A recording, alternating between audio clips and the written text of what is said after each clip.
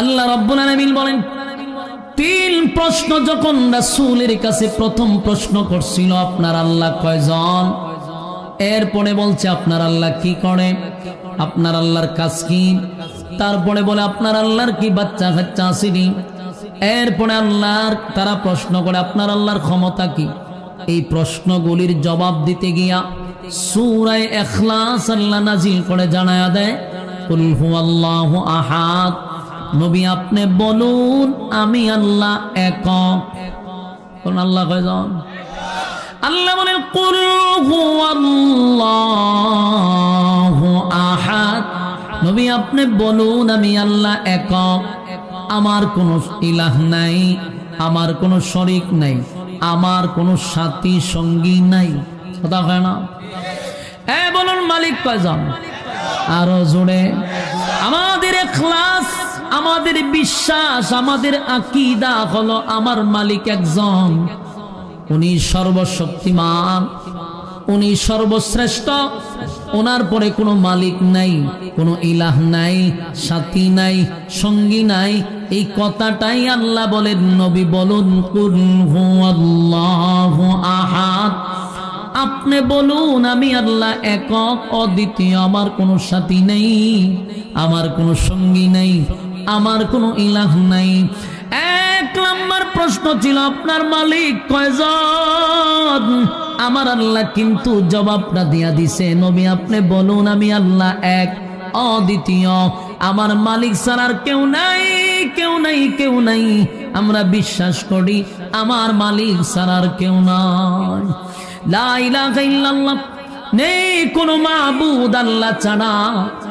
আর সনাতন ধর্মের মাঝে মধ্যে দেখছি তারাও বলে উপর আল্লাহ একজন আছে, কিন্তু আবার 360 মূর্তির গোলামি করে, নিজের হাতে বানাইয়া তাদের কাছে ধন সম্পদ চায়। সরস্বতী মা, আইজন মা, খালি মা, আরো অনেক মা আছে, এক একটার কাছে এক একটা দাবি করে। সব আবার সব কোয়ালিটির না, কোনটা আছে ধন সম্পদের লাগে, কোনটা আছে রোগ বেমারের লাগে, কোনটা আছে বিপদ আপদের লাগে। এরা এক একটা সেক্টরে এক একটা মা দিয়া বসায় রাখছে। বাস্তব না বাস্তব? এরা যেমন আল্লাহকে আল্লাহ বলে বিশ্বাস করে, খুব সূক্ষ্ম মাথায় কথাগুলি বোঝার চেষ্টা করেন। এরা কিন্তু আল্লাহকে আল্লাহ বলে বিশ্বাস করে রে, কিন্তু অসুস্থ হইলে তারা মার কাছে ডাক দেয়, আর বানানো মা। আবার ধন সম্পদের জন্য আরেকটা মারে, আবার বিপদ আপদের সময় আরেক মার কাছে যায়। উপর আল্লাহ একজন আছে বিশ্বাস করে, কিন্তু কোনো কিছু দরকার হলে মার কাছে যায়। কথা বাড়ি দিয়া কইবেন? হ্যাঁ, আমি কথা বাস্তব না অবাস্তব করছি। এরা যে মন্দিরে কতগুলা দেবদেবী রাখে, এই দেবদেবীর কাছে গিয়েই তারা কিন্তু তাদের সমস্যাগুলি তাদের কাছে গিয়া বলে, কিন্তু বিশ্বাস করে উপর আল্লাহ একজন। কথা হয় না? উপর একজন আছে তাদের বিশ্বাস, কিন্তু কোনো কিছু দরকার হলে মন্দিরের ভিতরে ঢুইকা মাদের কাছে গিয়া প্রার্থনা করে। আমি তাদের মধ্যে আরেকটা দলের মধ্যে মিল পাইলাম। মাঝে মধ্যে আমাদের দেশে আরেকটা দল আছে, তারা উপরে আল্লাহ আছে বিশ্বাস করে, কিন্তু কোনো কিছু দরকার হলে মাজারে চায়, দরগায় চায়, ল্যাংটার কাছে চায়, জড়ার কাছে চায়, আয়োজন বাবার কাছে চায়, কীর্তন বাবার কাছে চায়। এই দুইটা গ্রুপ নিয়ে আমি প্রচুর স্টাডি করে দেখলাম যে একেবারে সেম সেম। এরাও আমরা আল্লাহ মানি, উপর একজন আছে জানি বিশ্বাস করি, তাহলে কালী মার কাছে চাস কেন, সরস্বতী মার কাছে চাস কেন? এরা হইল আল্লাহর সাথী সঙ্গী। তাদের ইয়াকিনার বিশ্বাস, এই জন্য আমরা তাদেরকে কাফের বলি।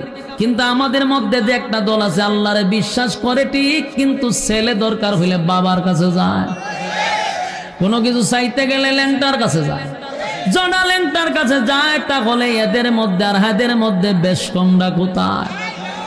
আমি কোনো বেশ কম পাই না। এই জন্য আল্লাহ বলেন, পয়গম্বর আপনি জানায়া দেন কুল হুয়াল্লাহু আহাদ, নবী আপনি বলুন আমি আল্লাহ একক। আল্লাহ ছাড়া কারো কাছে কি আর চাওয়া যাবে?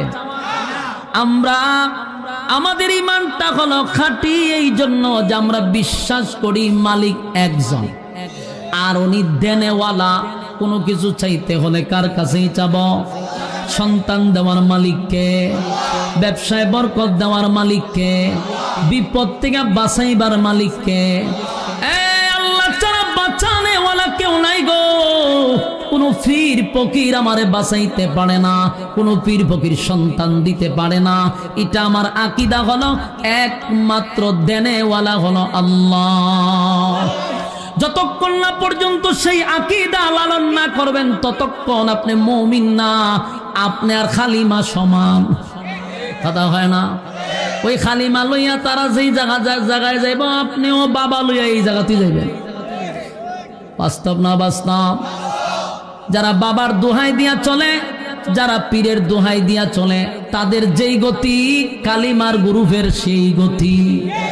কারণ আল্লাহর কাছে সারা হিন্দুরা চায় কালিমার কাছে, আর আমাদের নামদারি মুসলমানরা আল্লাহ ছাড়া চায় বাবার কাছে।